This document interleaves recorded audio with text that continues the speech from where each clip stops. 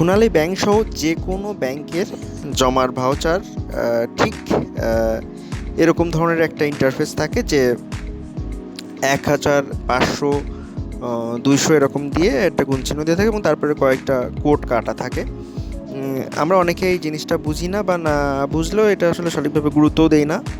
তো এটা সঠিক একটা নিয়ম আছে, সেই নিয়ম ফলো করে লিখলে হয়তো সঠিক জমাটা আপনারা দিতে পারবেন বা মিলাতেও সুবিধা হয়। এবং এই কোডগুলোর একদম শেষের যে কোডটি দেখছেন ছোটো, সেটা হচ্ছে পয়সার, এবং তারপরে যে বড় যে কোডটা সেটা হচ্ছে একক, দশক এবং শতক, অর্থাৎ 100 টাকা পর্যন্ত আপনি এই 3 নাম্বার কোড বা একদম শেষের নাম্বার যে কোড, তার আগেরটা বড় যেটা, সেটাই লিখতে পারবেন।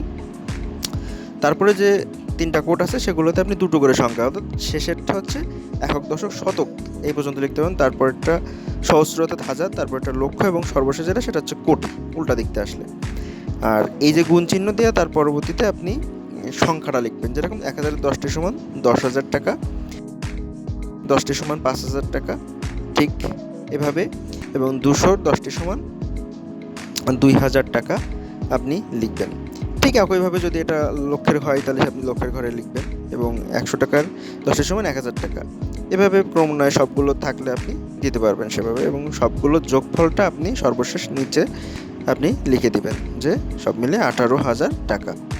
অনেকে যেটা করে এই 18,000 টাকায় লেখে উপরেগুলো লেখে না, এতে করে তার বাসার টাকার সাথে ব্যাংকে জমা দেওয়ার টাকার মিলাতে সমস্যা হয়। গ্রাহক যেরকম ভোগান্তি হয়, এবং যে রিসিভ করে যে টাকাটা অফিসার, তারও এই টাকাটা বুঝে নিতে একটু লেট হয়।